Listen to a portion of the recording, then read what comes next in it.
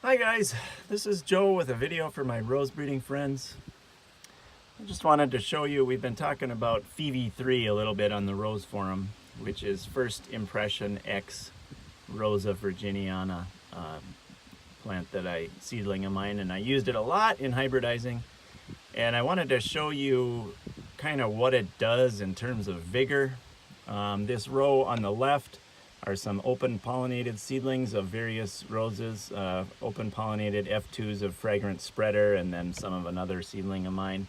So that's kind of a normal second year seedling. These are all second year seedlings. They were planted out in the spring or July of 2017, and now it's August 1st or so of July of 2018. Anyways, so this is all the FIVI3s on this seedlings on this side. This is all using that as a pollen parent with various seed parents.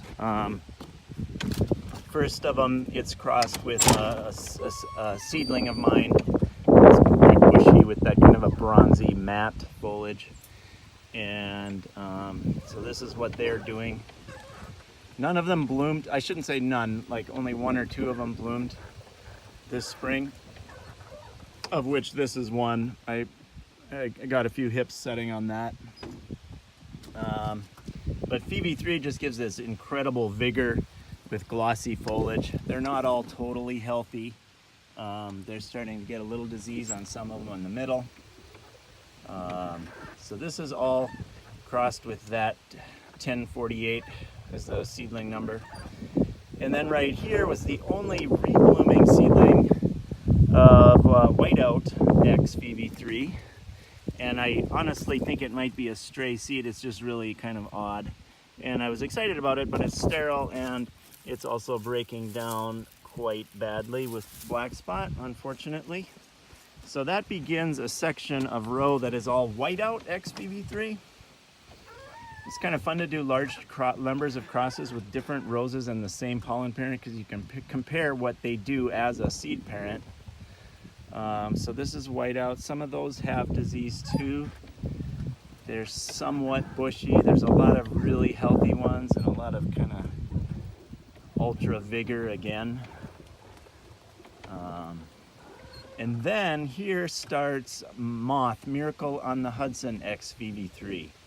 And similar to Whiteout, Moth gives kind of a dark foliage. Again, they're not all healthy. That one has some bad disease at the bottom, but some of them are quite healthy. And there's good variation. But if I'm going to use these, I may have to dig them up because they might never be able to bloom in my climate. So those are all the FIVI3 seedlings. And then going back to these seedlings on the other side, which give you a comparison of the vigor that the FIVI3 seedlings get. This one is one of my seedlings crossed with FIVI3, Morden Bell X FIVI3, and those are getting some disease. This is Ice Cap X FIVI3, and I like the bushiness of that, but this plant is getting some black spot. These other ones got hit with Roundup, so we can't judge them too harshly. This is Peters 42, which is a polyantha crossed with, or a multiflora type crossed with L83, crossed with FIVI3. And I like it's blooming, and I don't think it's maybe a true rebloomer because there's no new blooms on here. I think it's just a very late bloomer.